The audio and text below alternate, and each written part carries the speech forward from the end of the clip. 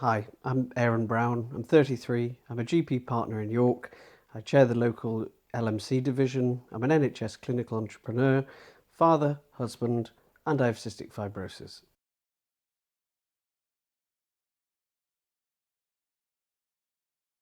So what is cystic fibrosis, or CF? Well, cystic fibrosis is a genetic inherited condition that mainly affects the lungs and the digestive tract. It leads to chronic infections, which leads to scarring of the lungs, and with that comes reduction in lung function over time, eventually leading to respiratory failure and need for transplant.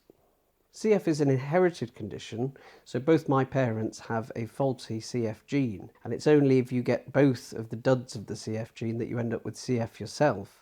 In the audience today at the BFI, I'd expect 20 of you to be carriers of the CF gene and not know about it. I was diagnosed with CF when I was 3 days old, so it's been a rock I've always carried.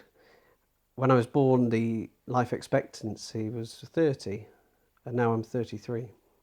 I don't have any memories of life without CF, so it's something I've always lived with and know I always will. I know it will be something that will probably kill me eventually.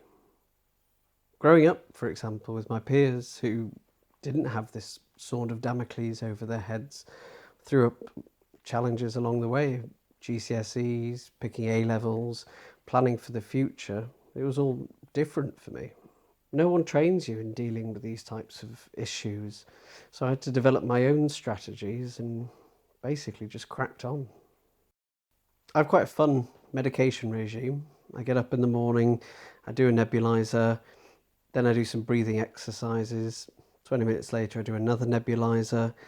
I take about 14 tablets, and then I can start thinking about getting dressed, having my breakfast before I go to work, and then in the afternoon I have to do another nebulizer that I usually take with me to work, and then when I come home in the evening it's another nebulizer, breathing exercises, a final nebulizer, and then some more tablets before bedtime.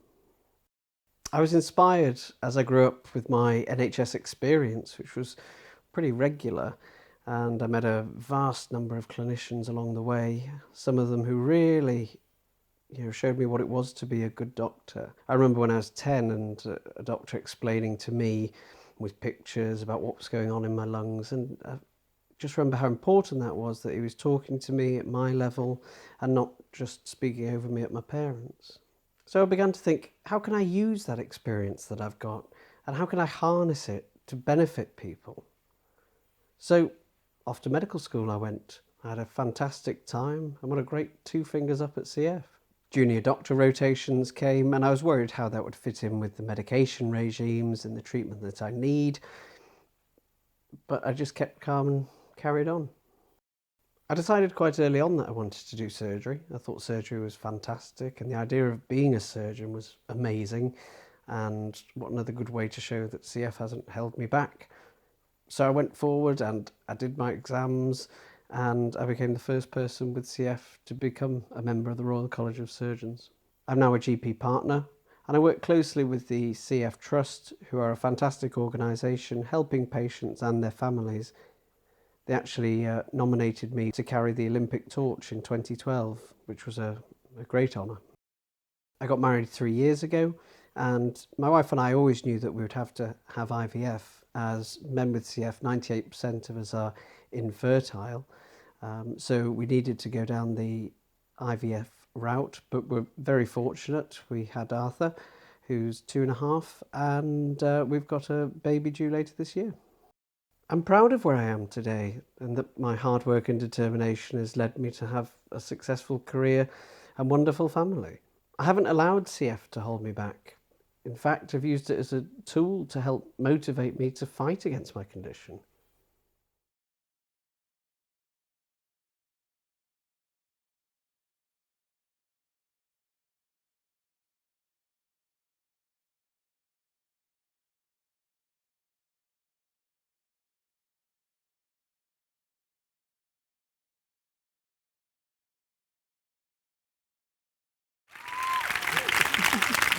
I'm still here. Yeah, as you just heard, had a pretty rough time recently. I was admitted initially with sepsis, don't do things by halves, which led to an MRSA pneumonia, again, nice one, which led to me losing half my remaining lung function almost overnight. But thankfully, we have a fantastic National Health Service.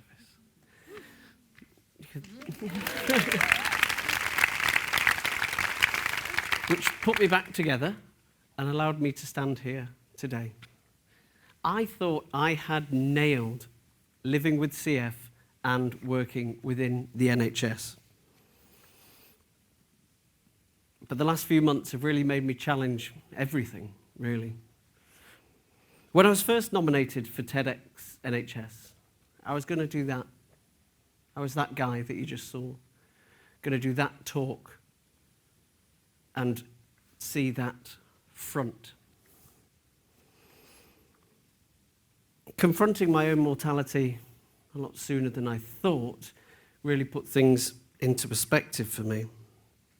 And then I realized that that front was a way of me hiding from my diagnosis and my prognosis. I was a bit of a poster child for CF, in a way. Look at me, I haven't died.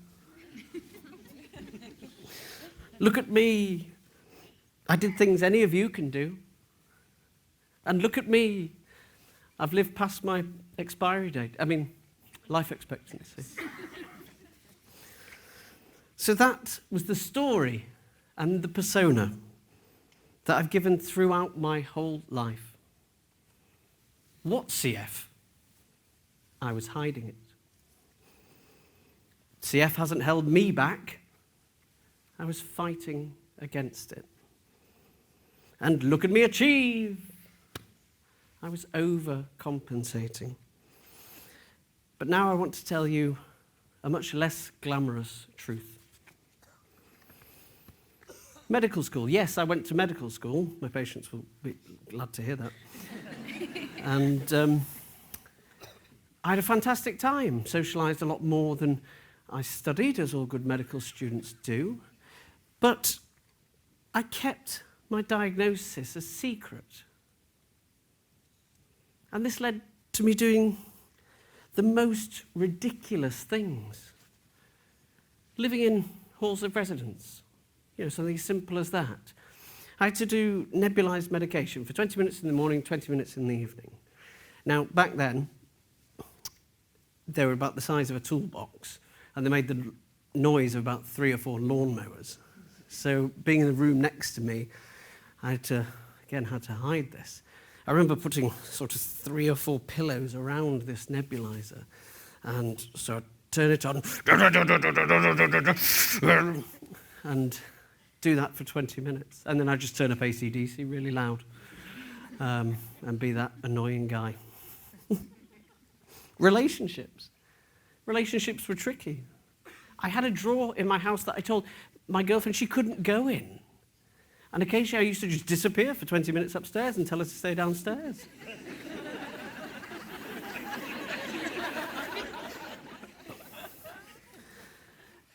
Funny story. Years later, when I came out, my girlfriend at the time actually said she'd ended our relationship because she thought I was having an affair because of the secrecy. And I don't blame her. And even something as simple as going to eat out with friends. I have to take about 5 or 6 tablets during a meal.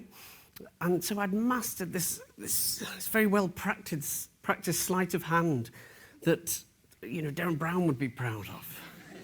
Because I was terrified of anybody seeing me. So why the hell did I do that? I was scared. I was scared because I thought if people knew I had CF, they would see it as a weakness. And I wanted to be Aaron and not that guy with. But I continued this practice through my junior doctor training. And as life got busier, the regimes that I had to do got harder and harder to hide. And they would slip further down my priorities lists until they weren't there at all.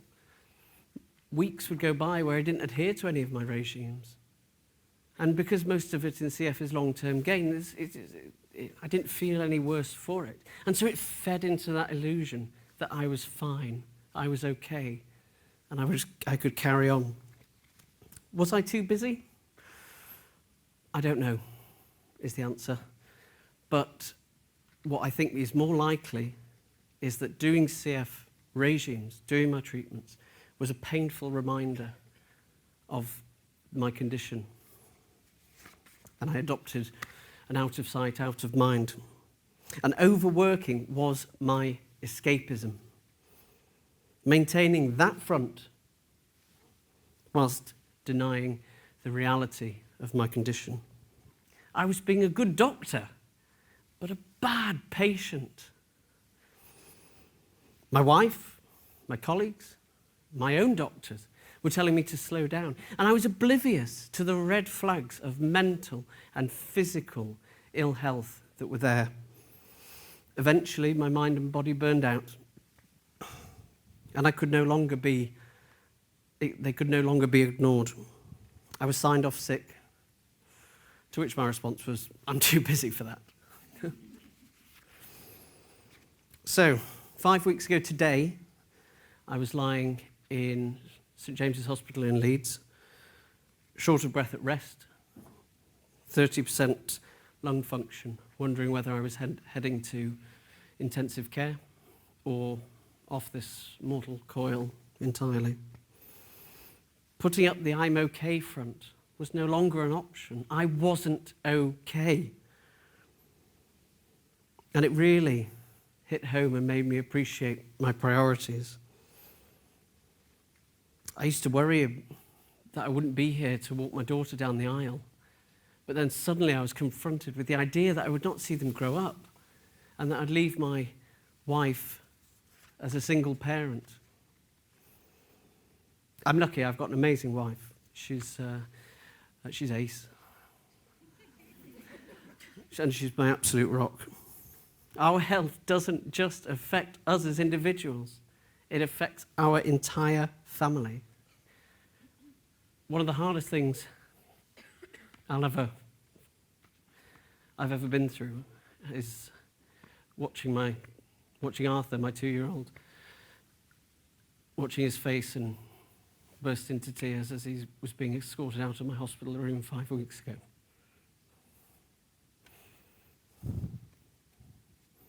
And then he asked his mummy whether Daddy was going up into the sky.